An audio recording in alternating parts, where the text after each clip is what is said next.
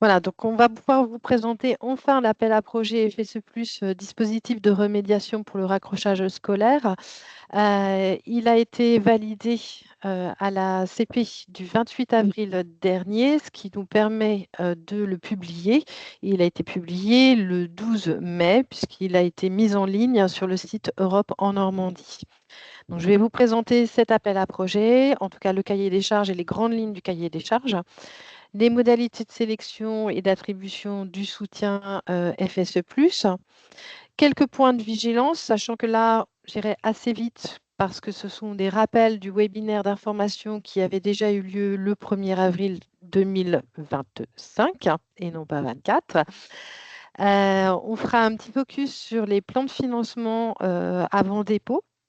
Et puis, les contacts, les accompagnements pré-projets qui sont proposés avant donc, le dépôt et les modalités de candidature.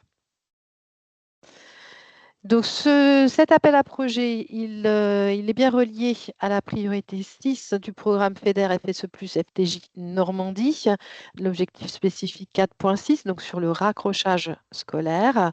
Il a pour nom dispositif de remédiation pour le raccrochage scolaire. Il a été publié le 12 mai 2025 et il est ouvert jusqu'au 31 mai 2026. Donc, ce sont les dates entre lesquelles vous pouvez déposer des demandes. On aura sur cette période-là 4 périodes de sélection. On y reviendra tout à l'heure. L'enveloppe FSE+, destinée à cet appel à projet est de 1 million d'euros avec un taux maximum d'intervention de 60% des coûts éligibles et un minimum pour chaque projet de FSE+, de 20 000 euros à programmer pour avoir des projets qui ont un minimum d'envergure. Les bénéficiaires sont très larges, les bénéficiaires éligibles, que ce soit les collectivités, les établissements publics, les établissements d'enseignement, les associations, les entreprises, les GIP, les États et les services, l'État et les services, ces services déconcentrés, pardon. Sont inéligibles à cet appel à projet FSE+, les écoles de production de Normandie. Pourquoi? Parce qu'elles ont aussi un appel à projet spécifique pour les écoles de production. Les opérations éligibles. Donc, ce seront des dispositifs de remédiation ou de raccrochage scolaire permettant aux jeunes d'acquérir des compétences nécessaires à l'accès à la formation et l'appétence à une reprise d'études. Ça doit répondre à des besoins qui ne sont pas couverts pour des publics ou donnant une nouvelle dimension à des actions qui sont déjà existantes. Donc, c'est en lien avec les PSAD. Les actions éligibles à l'appel à projet. Elles doivent être à destination des jeunes de moins de 26 ans en situation de décrochage scolaire. Ce sont uniquement des actions collectives, donc pas d'accompagnement individuel, même si une action collective, bien sûr, peut comprendre aussi un accompagnement un peu individualisé pour aménager le parcours et la situation spécifique du jeune. Les actions éligibles doivent viser exclusivement le retour en formation qualifiante ou certifiante et non l'accès direct à l'emploi. Actions annuelles ou pluriannuelles, et elles doivent être réalisées entre le 1er août 2024 et le 30 juin 2027, donc sur 3 années scolaires maximum. Alors, on aura bien sûr une rétroactivité. Le public éligible, donc ce sont des jeunes de moins de 26 ans en situation de décrochage scolaire. Donc ça veut dire sortie du système de formation initiale sans avoir obtenu une qualification équivalente au bac ou au diplôme à finalité professionnelle de type CAP. On a repris simplement la définition du Code de l'éducation. Avec une alerte particulière sur les lignes de partage FSE+, État et FSE+, région. Donc, toutes les opérations de prévention du décrochage scolaire sont rattachées au programme opérationnel national État, donc géré par la DRITS. Les opérations de raccrochage scolaire, par contre, là, on est bien sur le programme régional, donc c'est cet appel à projet. En raison justement de cette ligne de partage et de l'éligibilité du public, il y aura des justificatifs d'éligibilité du public à prévoir pour cet appel à projet. C'est à prévoir pour transmettre aux demandes, avec les demandes de paiement et au contrôle. Pour les justificatifs, donc on reprend la définition, bien sûr, du code de l'éducation, mais en insistant sur le fait que le décrochage scolaire, comme vous le savez tous, bien évidemment, c'est un processus et donc qui conduit les jeunes à quitter le système de formation initiale sans avoir obtenu cette formation équivalente au bac ou au CAP. Et que c'est aussi un phénomène complexe et donc les causes sont multiples et multifactorielles. Donc, un justificatif finalement de situation de décrochage scolaire, c'est pratiquement plus une analyse d'une situation et un faisceau d'indices. Pour cet appel à projet, donc la transmission des éléments pour le public cible, ce sera des attestations de participants qui seront signées, mais surtout le tableau de l'effectif commenté, c'est-à-dire l'analyse résumée de la situation du décrochage scolaire des jeunes. C'est-à-dire qu'est-ce qui vous permet, en tant que structure porteuse d'une opération à destination de jeunes en situation de décrochage scolaire, de déterminer que votre public est bien dans cette situation-là. Ces documents probants, qui peuvent être multiples, seront à scanner et à transmettre avec les demandes de paiement ou lors d'un contrôle. Ou ça, sur la plateforme Espace des aides, parce que c'est un espace sécurisé pour la protection des données sensibles.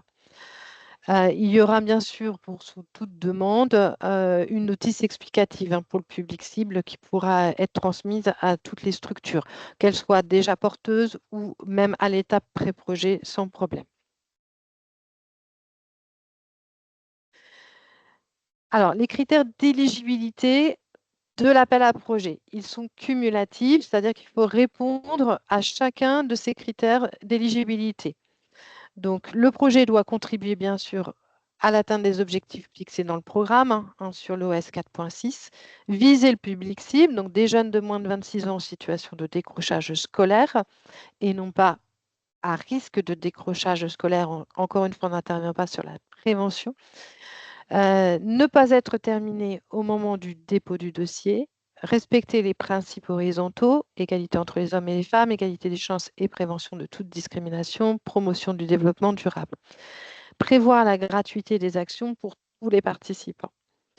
Et le porteur devra démontrer sa capacité administrative et financière à mener le projet, en particulier à le préfinancer puisqu'on est sur des fonds européens. Les critères de sélection maintenant de l'appel à projet, c'est-à-dire que tout projet déposé sera sélectionné selon cette grille de sélection. Donc d'abord la pertinence des actions de raccrochage au regard des enjeux du public visé, du secteur, du territoire concerné, la pertinence et la qualité des actions de remédiation proposées, notamment le repérage, la mobilisation du public, la description des actions, réponse aux objectifs opérationnels visés, les modalités de suivi de pilotage et l'adéquation des moyens matériels et humains mobilisés. Et puis la plus-value et caractère innovant des modalités pédagogiques et outils pédagogiques proposés pour adapter, bien sûr, les adapter à la situation de décrochage du public. Un projet qui n'obtiendra pas un minimum de 60 points ne sera pas retenu. Alors, la sélection des dossiers complets et éligibles se fera selon 4 périodes de sélection, donc sur toute l'ouverture de l'appel à projet. On aura une première période pour les projets qui seront déposés là, maintenant, c'est-à-dire avant le 31 mai, le 30 septembre, le 31 décembre ou le 31 mai 2026. L'instruction sera faite par le Service Fonds européen pour la formation, la TFTLV. Et une fois que l'instruction sera effectuée, il y aura présentation de la sélection et des dossiers instruits pour avis en comité régional de programmation, puis pour validation et attribution de chaque aide en commission permanente du conseil régional. C'est ce qui nous permettra de signer avec les structures porteuses une convention de financement. Et bien entendu, toute modification dans la réalisation de l'opération conventionnée doit faire l'objet d'une demande d'avenant avant demande de paiement. Ça, c'est un petit rappel. Pour vous accompagner et pour retrouver le cahier des charges, bien entendu, du label à projet, il est en ligne sur le site Europe en Normandie, sur la page orientation, formation, emploi. Vous y trouverez également le guide du porteur de projet. Et pour rappel, toutes les informations FSE+, sur le programme opérationnel national sont sur le site DRITS. Voilà. Est-ce qu'il y a déjà éventuellement des questions sur cette toute première partie qui donne vraiment les critères d'éligibilité et de sélection?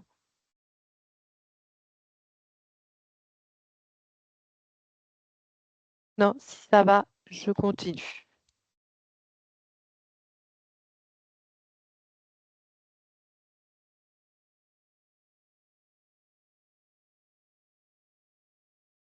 Alors, quelques points de vigilance. Donc, Je oui. crois qu'il y a une question. Il y a monsieur. Je reviens en arrière. Oui, monsieur Fleury. Oui, bonjour.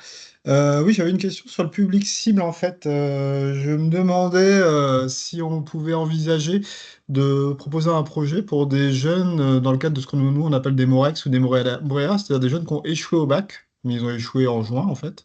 Mhm.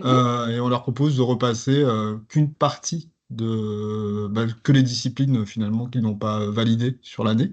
Donc il y a je ne savais pas si on pouvait considérer que c'était du décrochage. Je ne sais pas s'il faut un délai, en fait, entre le moment de la rupture, de la sortie du système éducatif et la prise en charge via le FSE. C'était ça, en fait, ma question. Alors, non, on n'a pas mis de délai, justement. Il y a pas de délai. Donc, s'ils ont validé, de toute façon, il y aura minimum, qu'une partie du bac, il y aura minimum 2 ou 3 mois. Ouais. Ça, c'est le minimum. Mais effectivement, on n'a pas un délai, par exemple, d'1 an, comme on pouvait avoir, notamment avec le FTJ avant. Mm. D'accord. Et du coup, j'ai une seconde question. Je crois que c'était 20 000 euros minimum Oui. d'abondement. Est-ce que la masse salariale des personnels qui accompagnent ces élèves peut être comptabilisée dans cette somme? Ou c'est 20 000 euros de budget, en fait, de dépenses. Ah non, en fait, c'est 20 000 euros minimum de FSE. Ah, d'accord, ok. Oui, pardon. Ok, D'accord, donc oui, j'ai c'est mal compris. sur, voilà, c'est sur votre budget global. Il faut que le FSE, l'aide FSE soit minimum de 20 000 euros, de manière à ce que vous ayez quand même un budget suffisamment conséquent pour pouvoir être soutenu par du FSE, puisqu'on sait aussi qu'il y a une charge aussi administrative. D'accord, je vous remercie. Pas de problème.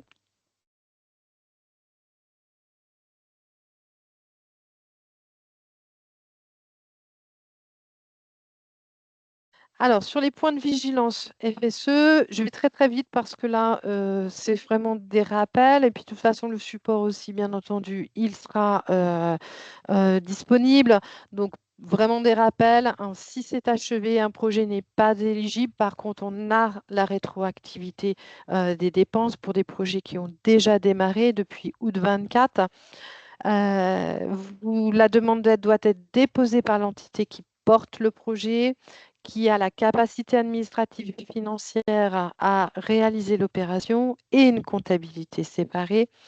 Les dépenses présentées ne doivent pas faire l'objet d'un double financement européen. Ça, c'est très important et c'est important aussi surtout pour les structures qui ont plusieurs projets qui tournent avec du FSE+.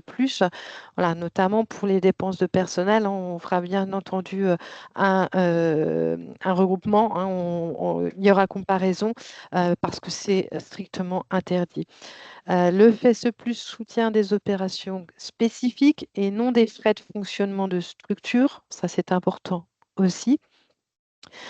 Les dépenses éligibles, elles ne le sont que si on a bien entendu une opération éligible. Donc, il faut bien prévoir une description très précise de votre opération, des modalités de mise en œuvre des actions, des livrables, donc ce sont les preuves de réalisation qui sont à conserver dès le démarrage et à joindre au bilan. Donc, faire attention aussi, si vous avez de la rétroactivité, à bien vérifier que vous avez ces preuves de réalisation. Estimer un budget prévisionnel du projet au réel et établir un calendrier qui soit réaliste. Les règles, la réglementation en vigueur, bien sûr, la réglementation de la commande publique pour les structures qui y sont soumises, la réglementation des aides d'État pour toute structure. Alors, on pourra qualifier les opérations d'hors-champ concurrentiel lors de l'instruction à partir des éléments, bien sûr, que vous nous fournirez. En général, pour ces opérations-là, ça sera assez facile de sortir du champ concurrentiel. L'absence de conflit d'intérêts des intervenants sur l'opération est à vérifier également. Le respect des principes horizontaux, et comme je vous ai dit tout à l'heure, c'est un critère d'éligibilité de toute façon des projets. Et puis, les obligations de communication et de publicité de l'aide européenne.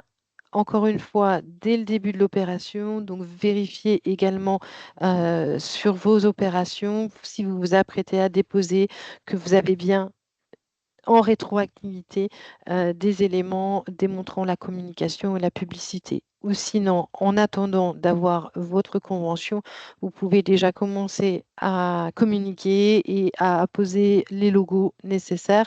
Comme ça, ce sera fait de toute façon. Les indicateurs obligatoires, donc pour cet appel à projet, on aura 3 indicateurs obligatoires. C'est le nombre de participants âgés de moins de 30 ans, les enfants de moins de 18 ans et les participants suivant un enseignement ou une formation en termes de leur participation. Ça, ce sont les indicateurs obligatoires pour que la région autorité de gestion fasse ses remontées à la CE. On ne peut pas du tout les modifier. D'accord.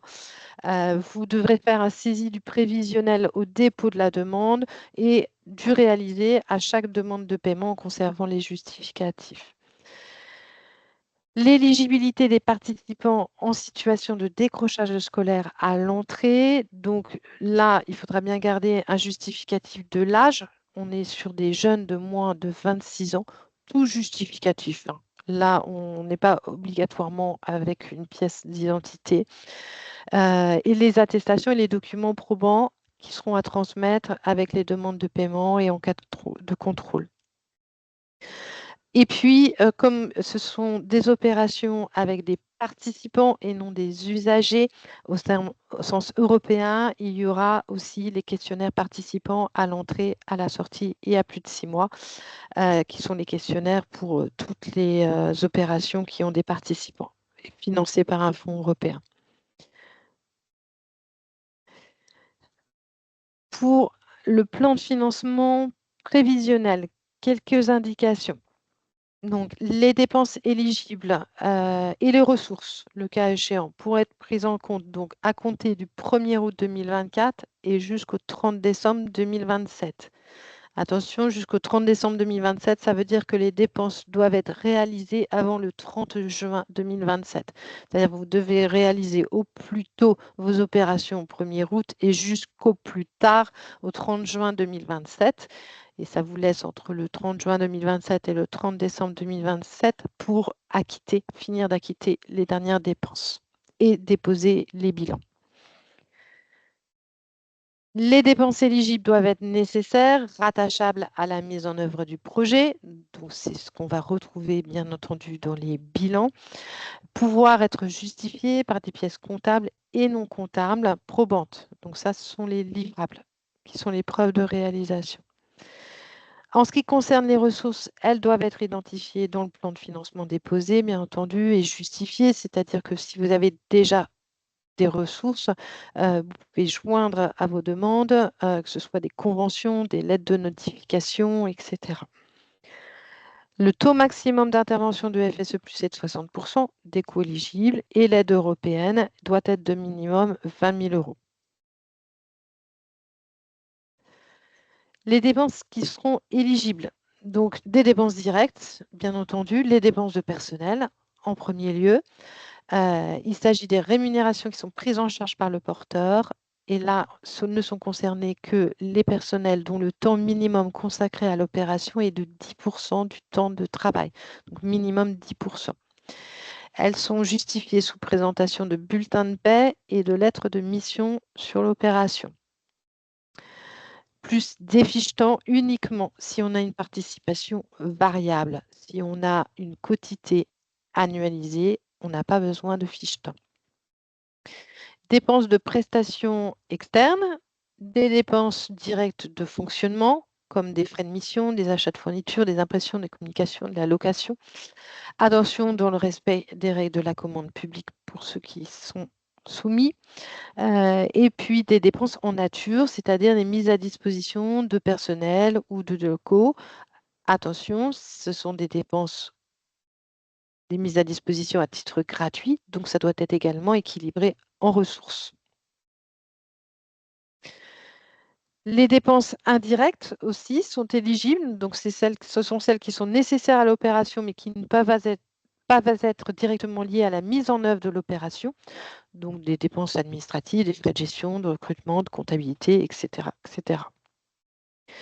Ne sont pas éligibles les dépenses d'investissement hors matériel pédagogique et les prestations liées à la maintenance des outils hors période de réalisation de l'action. On est bien sur du FSE, donc on intervient sur du fonctionnement, a priori. Le plan de financement, il doit être donc nécessaire, estimé précisément, justifié, c'est-à-dire expliqué lors de l'instruction notamment, expliquer comment vous avez prévu, estimer ces dépenses, que ce soit par des devis, des procédures de marché public, etc. Et le versement aide FSE se fera ou réalisé sur présentation du bilan d'exécution qualitatif et quantitatif et des justificatifs de réalisation et de dépenses.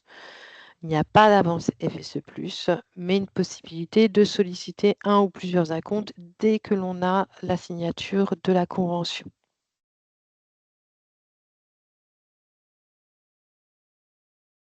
On pourra éventuellement appliquer des options de coûts simplifiés. Donc, l'objectif est d'alléger la charge administrative et de sécuriser les paiements. Au moment de la demande, les porteurs présentent un plan de financement prévisionnel au réel et c'est le service en charge qui applique une OCS lorsque c'est justifié et pertinent en fonction bien sûr de l'opération. Soit c'est le taux forfaitaire de 40%, ou on a la possibilité d'appliquer un taux forfaitaire de 20%, ou un taux forfaitaire de 15%, ou un taux forfaitaire de 7%. On a en fait 4 possibilités. Et donc, c'est en fonction du projet, de ses besoins matériels.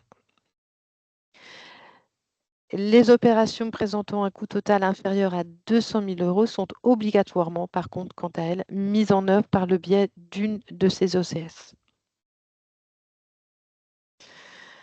Alors, pour vous accompagner pour tous ces montages, vous avez bien sûr le cahier des charges de l'appel à projet et le replay de ce webinaire qui seront disponibles. L'adresse de contact, donc c'est bien aap-fse-raccrochage@normandie.fr. Et on peut vous proposer sans aucun problème un, voire plusieurs rendez-vous accompagnement pré-projet en amont du dépôt de la demande. Donc, ça peut être dès maintenant à l'appui de la fiche pré-projet qui est à compléter, qui est aussi disponible sur le site. Et vous pouvez demander un rendez-vous adressé par mail à l'adresse toujours la même, AAPFSE raccrochage.